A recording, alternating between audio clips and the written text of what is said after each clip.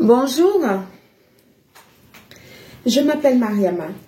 Je suis un être de lumière qui pense avoir un plus à vous apporter par rapport à votre cheminement spirituel et votre éveil de l'âme. Je vous reviens aujourd'hui avec un nouveau thème qui est l'intelligence des êtres de lumière. Parce que certains d'entre nous, nous sommes nés avec une intelligence et une sagesse innée qui fait de fois beaucoup des envieux et on est très souvent combattu par rapport à notre manière d'être et ainsi que notre intellect. Des fois, ça gêne beaucoup parce que en tant qu'être de lumière, on ne fait pas les choses pareillement que tout le monde. Moi, principalement, je l'assume totalement. J'assume ma personne, j'assume tout ce que je fais. Je n'ai pas de problème avec ça. Donc, il faut savoir que si vous êtes quelqu'un qui est comme moi, qui ne fait pas les choses que tout le monde fait, qui a une particularité, il faut savoir qu'on va vous combattre pour ça. Et ça, il faut non seulement l'assumer, déjà votre personne, comme ça, les personnes qui vont venir pour vous combattre par rapport à votre être, par rapport à votre manière de faire ou votre manière d'être, ça ne va même pas vous traverser, du tout, aucunement. Donc voilà. Donc je vais essayer, autant faire ce peu, de vous éclairer sur ce nouveau sujet, qui est l'intelligence des êtres de lumière, dont je vous ai parlé tantôt. Les êtres de lumière que nous sommes, comme je vous l'ai dit dans l'introduction, on a une intelligence innée qui est propre aux êtres de lumière. C'est un truc qu'on ne force pas. C'est un truc qu'on est né avec. Et pour certains d'entre nous, on ne savait même pas qu'on avait autant de potentiel. Sauf que quand on réveille son âme et que son esprit est en éveil également, du coup, ça va réveiller tout ce qui était caché au fond de nous. D'où l'importance de réveiller son âme. C'est pour ça que dans ma précédente vidéo, j'ai vraiment imploré les autorités compétentes africaines de voir dans quelle mesure ils peuvent introduire la spiritualité dans tous les manuels scolaires en Afrique. Parce que c'est très important. C'est très important et ça va permettre aux nôtres, à la génération future, ainsi qu'à nos enfants, de savoir exactement qui ils sont. Ils ne seront pas perdus, ils ne vont pas surfer sur la vie. Ils seront, voilà. Ils seront alignés non seulement avec leurs valeurs, ainsi que leurs principes. Ce qui fait que quand ils vont recevoir l'éducation et apprendre la scolarité qui vient d'ailleurs pour le monde, il aura déjà une base qui vient de là où il est, de là où il vient, d'où il sort. C'est très important. Et ça ne peut que le propulser. Parce que quand tu sais qui tu es, tu ne peux que savoir où tu vas. C'est normal, ça. Je veux dire que ça va de soi, en fait. Donc, voilà. Pour entrer dans le vif du sujet, je vous disais tantôt que nous, les êtres de lumière, on a une intelligence innée. Et ça dérange beaucoup des personnes qui sont dans les ténèbres. Parce que notre manière d'être et notre manière de faire, en fait, ça reflète dans le miroir, à la face du monde, leurs propres lacunes. Donc, voilà. Et notre intelligence, en fait, en tant qu'être de lumière, c'est, comment je vais vous dire ça? C'est comme quand on soulève un flambeau qui est brillant, en fait. Vous voyez, ça brille, ça éclaire. ça brûle. Mais sauf que pour nous, c'est notre vérité, notre manière d'être, qui est notre flambeau, qui nous permet de dire la vérité. Et cette vérité-là, ça brûle que les personnes qui sont dans les ténèbres. Ils sont en feu quand ils nous voient. Ça ne les plaît pas du tout. Mais sauf que ils n'ont pas trop le choix. Voilà.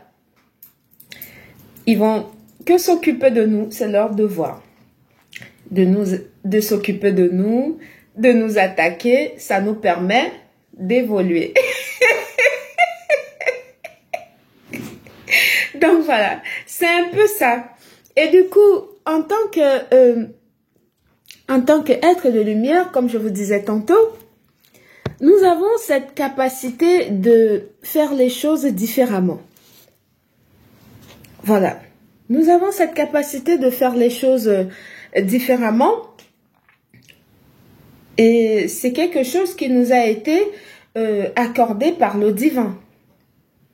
Donc, c'est ça qui fait un peu notre particularité. Donc, voilà. Et nous avons en nous une lumière qui, non seulement qui vient illuminer tous les coins et les recoins sombres de leur malveillance. Et ça ne les plaît pas. Ils nous combattent pour ça. Mais on n'est pas vaincu. On ne sera jamais vaincu parce qu'on a la chose de Dieu. C'est pas de notre force. Ça vient pas de notre ressort. C'est une puissance que nous-mêmes, en tant qu'êtres de lumière, on ne mesure pas la grandeur de ce qu'on porte. C'est juste que on le porte, tout simplement.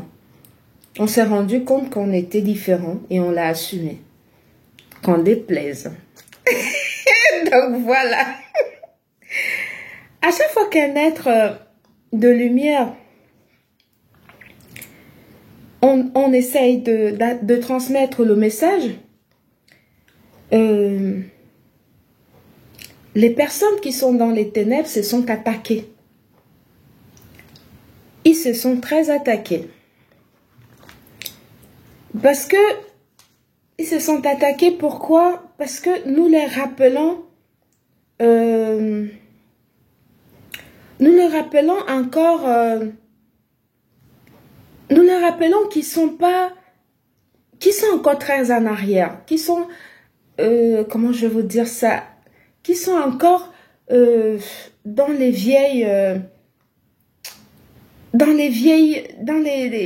pensées lointaines en fait, qui datent de, voilà, des choses qui datent de je ne sais pas quoi moi, à l'an 40 peut-être. Parce que nous, quand je transmets, par exemple, je prends un exemple sur moi, quand je transmets un message, la personne qui est éveillée va m'écouter et va recevoir tout de suite mon message parce que ça va faire tic là-dedans. Mais la personne qui n'est pas éveillée et en plus qui est dans les ténèbres, waouh! Il va se demander, mais qu'est-ce qu'elle raconte celle-là? Est-ce quoi où là? Dans le village de Bisounours? Elle est parano. Elle pense que quoi et tout. Mais non, c'est tout simplement parce que la personne n'est pas éveillée. Il ne comprend pas. Il ne comprend pas le cheminement où je suis en train d'aller. En fait, il n'a pas le schéma de ce que je suis en train de dire. Ça ne se dessine pas dans sa tête. Il n'a pas du tout le schéma. Donc, il peut pas me comprendre. C'est pour ça que mon message est généralement destiné aux personnes sélectives et connectées. Donc, voilà. Donc, pour entrer dans le vif du sujet, pour revenir à mon sujet, pardon, quand nous parlons, en fait, nous les rappelons qu'ils sont encore non seulement en arrière, qu'il faut qu'ils se réveillent.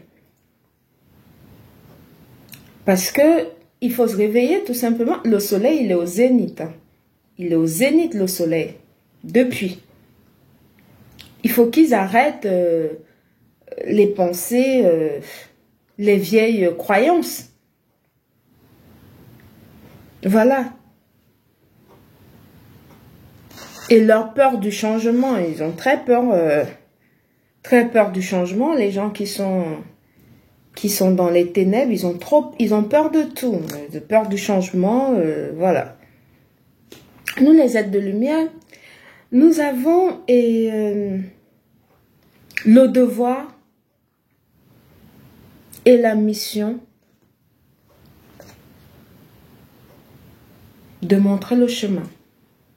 C'est notre part de travail. Donc, nous sommes en pleine mission d'âme. Donc, c'est ça. Qu'en déplaise, c'est pas un truc qu'on fait pour uniquement pour déranger les autres. Non, mais c'est les autres qui se sont dérangés par rapport à nous. C'est un petit peu ça l'ambiguïté. Il faut essayer de comprendre la nuance. Donc, c'est un peu ça. Nous avons non seulement pour devoir et pour mission d'éclairer les autres, et nous sommes là pour montrer le chemin. Nous sommes, on va dire, comment je peux dire ça? Nous sommes un peu là pour révolutionner les choses. Nous sommes comme la révolution. Voilà. On révolutionne les choses et on veut faire changer les mentalités, les mentalités limitantes. Parce que le divin, quand il nous parle et on nous transmet des messages, c'est pour qu'on vienne faire comprendre à la face du monde et éclairer ceux qui cherchent le visage de Dieu pour leur faire comprendre que le chemin est exactement celui-là. On montre la torche. On n'est pas là pour déranger qui que ce soit, on n'en a rien à cirer. La vie des autres, ça nous intéresse, mais vraiment limite. Donc voilà, on est là pour faire notre part. Uniquement. Maintenant, ceux qui se sentent visés par rapport au message des êtres de lumière qui nous attaquent sans cesse, c'est libre à eux. Ça ne regarde que ces personnes-là. Nous n'en avons rien à faire avec ces personnes-là. C'est pas nous qui les combattons. C'est nos anges et nos guides qui vont faire le combat à notre place. Nous, on ne fait rien, on est assis, on vous regarde. Quand vous nous attaquez, il faut vous attendre au retour du bâton parce que c'est tout à fait normal. Nous, on est protégés. On est protégés, on a des personnes avec qui nous guident. On est connecté à nos ancêtres et quand vous nous faites du mal, c'est normal que ça retourne automatiquement. Ils vont plus laisser faire ça du tout. Eh ben oui, c'est comme ça. Donc voilà. Maintenant, j'ai passé ma part de message. Hein. À bon entendeur, voilà. Et pour revenir à mon sujet, notre message, en fait, ça bouscule les codes. Les codes établis de l'enfermement de l'humain. Dans une doctrine mensongère qui date de, voilà, qui date de Kalakala, qui est répétée tous les jours. Nous, les êtres de lumière, nous sommes là pour dire non. On est là pour dire non. Arrêtez la bêtise. Ça ne doit pas continuer, en fait. C'est bon, là. On a compris. On connaît maintenant la vraie version. Donc, arrêtez. Et il y en a ceux qui sont toujours en train de rabager la bêtise tous les jours. Nous aussi, on va rien lâcher. Il faut que ça soit clair. Le mensonge, ça suffit, enfin. À un moment donné, il faut... Voilà. Il faut arrêter les conneries. Ça va 2 minutes. Les histoires que vous ravagez depuis des lustres, là, on a compris que c'est vain, c'est de la poudre aux yeux. C'est pas la vérité. Tout le monde le sait maintenant. De là à venir nous attaquer parce que on essaye d'éclairer les gens, pour leur faire comprendre que si vous étiez endormi, réveillez-vous. Hein. Ah, la rigolade. Il me faut trop rire. Réveillez-vous. Voilà. La bêtise ne doit plus continuer parce que aujourd'hui, à l'heure du Verseau, c'est l'heure de la vérité en fait. C'est le moment où tout le monde doit s'éveiller, tout le monde doit comprendre qui fait quoi, qu'est-ce que ça donne. Voilà, c'est exactement ça. Parce que en fait, la bêtise qui insiste dans ce monde, c'est dans le monde tel qu'il est fait maintenant, avec le capitalisme et tout ce qui va avec, on chérit plus l'ignorance. On préfère la facilité à la vérité. C'est pas du tout le bon chemin. Il faut avoir l'audace de le dire. Et nous, on le dit. Et nous autres, nous avons l'audace de le dire et de penser différemment. Encore heureux qu'on a le droit de penser différemment et de remettre en question tout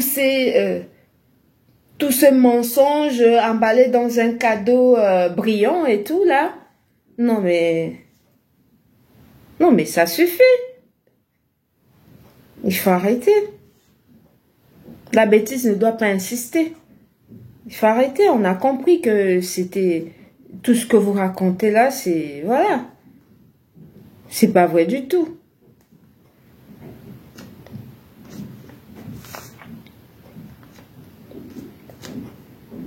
Non seulement on a l'audace de le dire et de remettre ça en question, parce que nous voulons que les gens...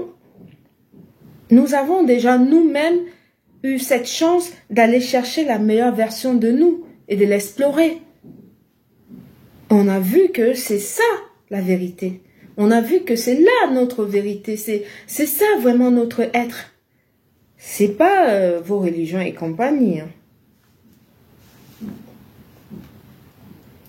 Voilà. Parce que quand tu es une personne qui a une âme éveillée, comme nous, on donne de l'espoir aux gens. On donne de l'espoir à ceux qui veulent non seulement chercher le visage divin, et qui veulent aussi, eux aussi, réveiller leur âme. C'est ça.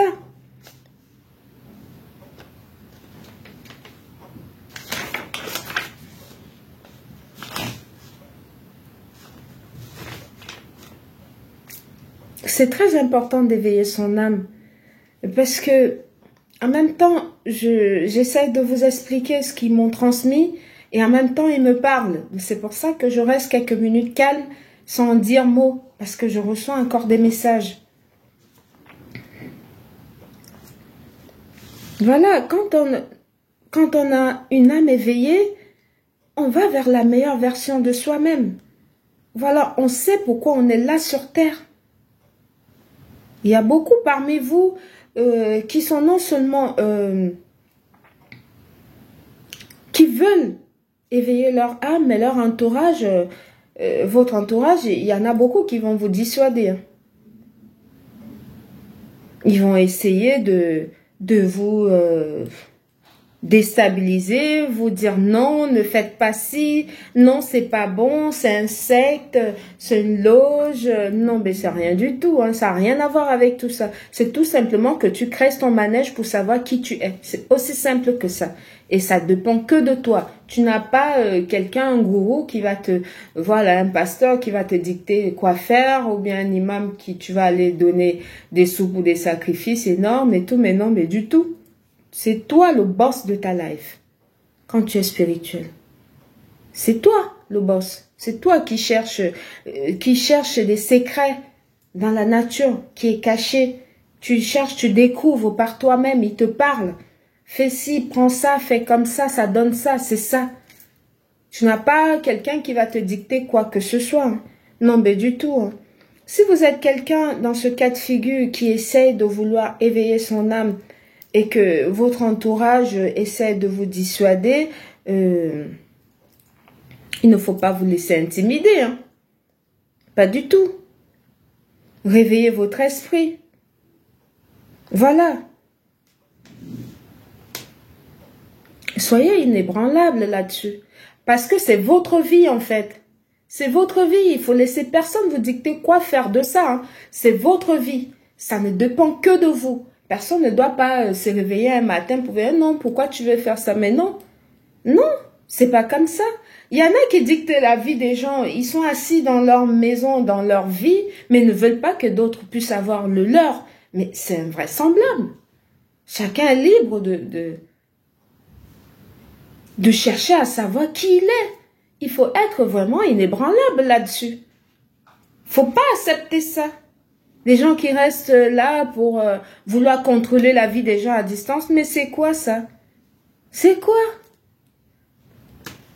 C'est quoi ça? Il n'y a que le divin seul qui a le pouvoir de mettre fin à la vie d'un être humain sur terre. Qui a le pouvoir de dire que tu dois faire ci, tu dois faire ça. Parce que c'est lui qui t'a créé. C'est aussi simple que ça. Il ne faut pas accepter que les gens vous dictent votre vie. Non, c'est votre vie. Vous n'avez qu'une seule vie. Et en plus de ça, ces gens, c'est pas comme s'ils viennent vous payer vos factures. Et encore, même si vous payez la facture, c'est pas à eux de venir dicter vos vies. Mais non, on va où là? Avec moi, c'est juste pas possible là.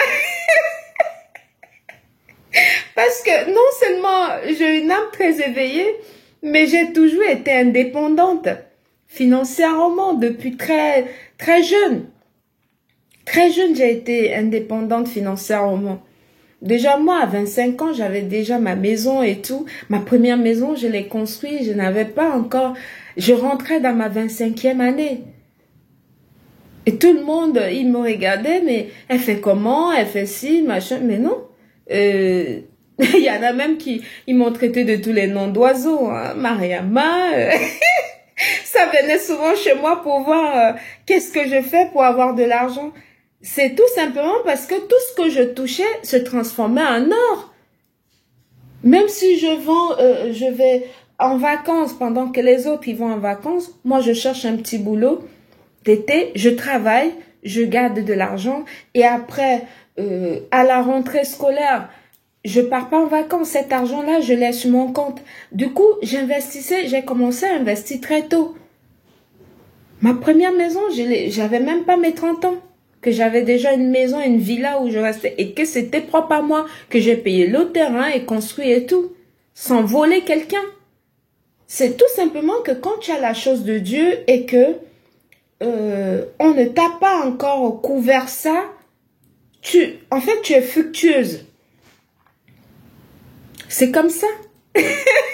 C'est pas la magie. Il n'y a pas de magie là-dedans. Hein. Mes parents, il y a beaucoup qui le savent, qu'il n'y a pas de magie là-dedans. On va vous traiter de tous les noms d'oiseaux, mais il ne faut pas vous laisser intimider. Ne vous laissez pas influencer par les qu'en dira-t-on. On n'en a rien à traverser. Vous faites ce qui vous vient de là. Si vous êtes destiné à être quelqu'un qui va aider les autres, vous le faites. Vous ne tenez pas compte de ce que les autres vont dire. Donc voilà, c'était Mariama. J'espère vous avoir apporté un peu plus aujourd'hui. Bonne journée, merci, bisous.